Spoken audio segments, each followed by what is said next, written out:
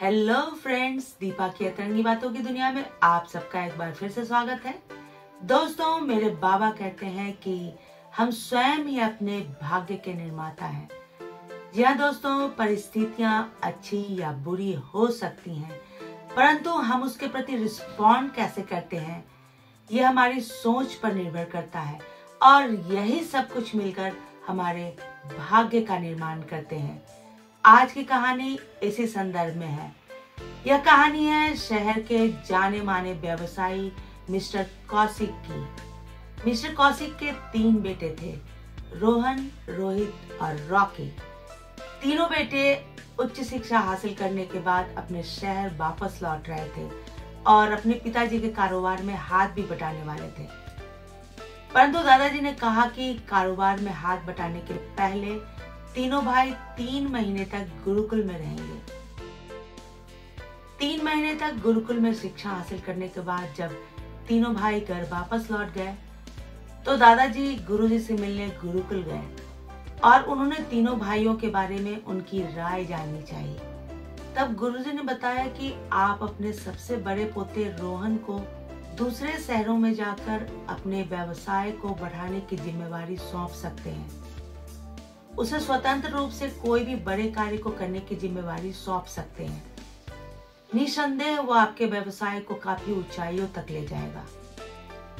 और मंझले पोते रोहित को रोहन के मार्गदर्शन में ही किसी कार्यभार को संभालना हितकारी होगा, लेकिन सबसे छोटे पोते रॉकी को बेहतर होगा कि आप अपने होम टाउन में अपने आंखों के सामने अपने मार्गदर्शन में ही रखिए।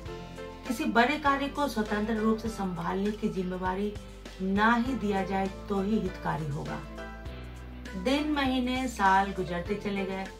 मिस्टर कौशिक का व्यवसाय काफी फल फूल गया, परंतु दादाजी के गुजर जाने के बाद उन्होंने सोचा कि व्यवस्था में थोड़ी फेरबदल लाई जाए और उन्होंने रॉकी को स्वतंत्र रूप से एक बहुत ही महत्वपूर्ण कार्य को करने की जिम्मेवारी सौंप दी। और वही हुआ जो अब तक नहीं हुआ था। कारोबार में बहुत बड़ा नुकसान हो गया। मिस्टर कौशिक परेशान होकर रॉकी की कुंडली लेकर गुरुजी से मिलने चले गए। तब गुरुजी ने कहा कि मैंने तो पहले ही बताया था कि रॉकी को स्वतंत्र रूप से किसी भी महत्वपूर्ण कार्य को करने की जिम्मेवारी ना सौंपी जाए और इसके लिए मुझे कुंडली देखने की आवश्यकता बिल्कुल भी नहीं है। तब मिस्टर कौशिक ने पूछा कि बगैर कुंडली देखे आपने मेरे तीनों बेटों के बारे में इतनी सही बात कैसे बता दी। तब गुरुजी ने कहा कि जब वे गुरुकुल में आए थे तब मैंने एक कॉमन सवाल तीनों भाइयों से पूछा था, परंतु तीनों भाइयों ने अलग अलग जवाब दिए थे। उनके दिए गए जवाब के आधार पर ही मैंने उनके बारे में अपनी राय बनाई थी। तब मिस्टर कौशिक ने जानना चाहा कि आखिर वो सवाल क्या था। तो गुरुजी ने कहा कि मैंने उनसे कहा कि तुम्हारा आने वाला समय काफी भारी गुजरने वाला है। ग्रहों की दशा कुछ अच्छी नहीं है। हो सकता है कि तुम्हें काफी उलझनों का सामना भी करना पड़े, क्योंकि तुम अपने जीवन का एक नया अध्याय शुरू करने जा रहे हो। तो तुम्हारा अगला कदम क्या होगा?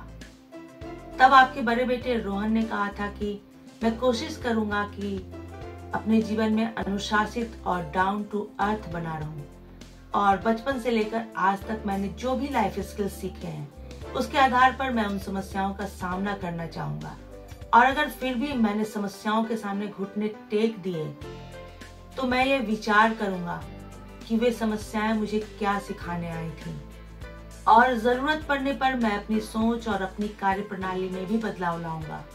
और आपके मंझले बेटे रोहित ने जवाब दिया था कि गुरुजी, आप तो इतने ज्ञानी हैं, कृपया आप मेरा मार्गदर्शन करते रहिए। आप जो कहेंगे, आप जो सलाह देंगे मैं मानूंगा। मैं हमेशा आपके कांटेक्ट में रहूंगा। और आपके सबसे छोटे बेटे रॉकी ने जवाब दिया था कि मेरे पिताजी हर साल गुरुकुल को लाखों रुपए डोनेट करते हैं, तो समस्याओं का समाधान भी तो आप ही ढूंढेंगे ना। आप जितने पैसे कहेंगे मैं भिजवा दूंगा, पर समस्याओं का समाधान तो मुझे आपसे ही चाहिए। दोस्तों, मेरा ख्याल है कि जो भी इंसान अपने जीवन में आने वाली समस्याओं का सामना करने के लिए तैयार नहीं रहता हो, उसे जीवन में कभी भी बड़ी सफलता नहीं मिल सकती है, क्योंकि ये समस्याएं हमें कुछ सिखाने के लिए आती हैं, और अगर हमने उनसे सीख हासिल कर ली, अपनी सोच में बदलाव ला दिए, तो हमें सफल होने से कोई नहीं रोक सकता। तो दोस्तों, आइए हम अपने अंदर झांक कर देखें कि हमारी सोच कैसी है, रोहन, रोहित या रॉकी के जैसी। दोस्तों, सोच बदलिए, जिंदगी बदल जाएगी।